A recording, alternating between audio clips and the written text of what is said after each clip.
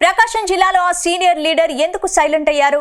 గత అసెంబ్లీ ఎన్నికల్లో YCP ఓటమితో party మారిన ఆయన జనసేన పార్టీ కార్యక్రమాలకు దూరంగా ఉంటున్నారు. జనసేనలో ఆయనది మౌనమా లేక వ్యూహంలో భాగంగానే సైలెంట్ అయ్యారా? ఇంతకీ ఆయన మౌనం వెనుక ఉన్న కారణం ఏంటి?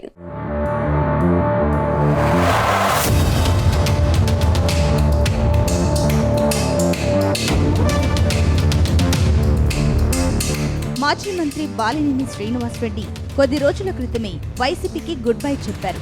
జగన్ పై తీవ్ర అసంతృప్తితో రగిలిపోయిన బాలినేని ఎట్టకేలకు జనసేన కండువా కప్పుకున్నారు. జగన్ కు అత్యంత క్లోజ్ గా ఉండే బాలినేని పార్టీ మారడంతో నేతలంతా షాక్ అయ్యారు.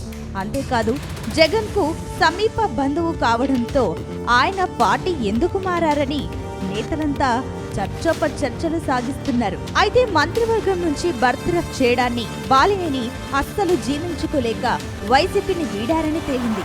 అయితే బాలినేని వైసీపీని వీడాక అటు జనసేన పార్టీలో ఆయనకు కీలక హామీ దక్కిందని ప్రచారం సాగింది. కూటమి సర్కారులో బాలినేని శ్రీనివాసరెడ్డికి మంత్రి పదవి సైతం దక్కబోతోందని టాక్ నడిచింది.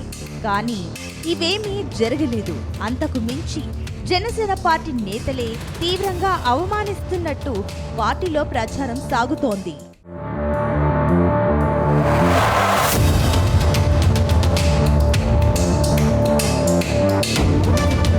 ప్రస్తుతం మాజీ మంత్రి బాలినేని శ్రీనివాసరెడ్డి జనసేన పార్టీలో తీవ్ర అవమానాలు ఎదుర్కొంటున్నారు.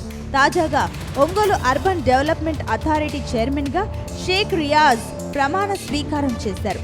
ఈ సందర్భంగా రియాజ్ కు శుభాకాంక్షలు తెలుపుతూ పెద్ద ఎత్తున యాడ్స్ ఇచ్చారు. అలాగే ఒంగోలులో భారీ ఫ్లెక్సీలు ఏర్పాటు చేశారు.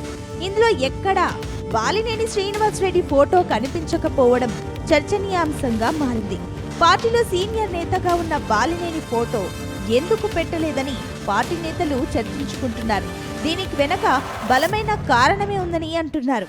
ఉమ్మడి ప్రకాశం జిల్లా జనసేన అధ్యక్షుడైన రియాజ్ మొదటి నుంచి బాలినేని శ్రీనివాసరెడ్డి చేరికను తీవ్రంగా వ్యతిరేకిస్తున్నారు.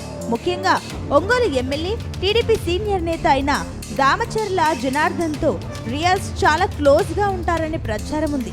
నిజానికి రియాజ్ కు ఓడా చైర్మన్ పదవి రావడం వెనుక దామచర్ల సిఫార్సు కూడా ఉందని చెబుతారు. అయితే అధికార పార్టీ నుంచి కూడా ఆ పదవిని ఆశించిన నాయకులు ఉన్నారు.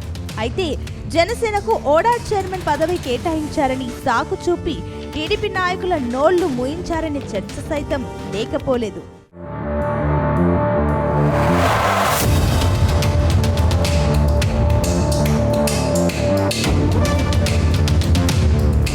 ఈ నేపథ్యంలో ఎమ్మెల్యే దామచర్ల జనార్దన్ డైరెక్షన్ మేరకు బాలినేనిని షేక్ రియాజ్ పూర్తిగా పక్కన పెట్టారని ప్రచారం సాగుతోంది. సొంత పార్టీ నాయకుడు అయినప్పటికీ దామచర్ల అభ్యంతరం మేరకు కనీసం ప్రమాణ స్వీకారానికి బాలినేనిని ఆహ్వానించలేదని సమాచారం. జనసేనలో బాలినేని తీవ్ర అవమానాలు ఎదుర్కొంటున్నారని, ఇంతకు మించిన ఉదాహరణ లేదని వైసీపీ నాయకులు అంటున్నారు. వైఎస్ జగన్ ఎంతో ప్రాధాన్యమిచ్చినా ఆదరించిన పార్టీకి వెన్నుపోటు పొడిచిన బాలినేనికి జనసేనలో తగిన శాస్తి జరుగుతోందని వైసీపీ కార్యకర్తలు నాయకులు అంటున్నారు. అసలు జనసేనలో బాలినేని ఉన్నట్టా లేనట్టా అనేది ఎవరికీ అంతు చిక్కడం లేదు. ఎందుకంటే కూటమి నేతలెవరూ బాలినేని శ్రీనివాసరెడ్డిని మర్యాదకు కూడా పలకరిస్తున్న దాఖలాలు కనిపించడం లేదు.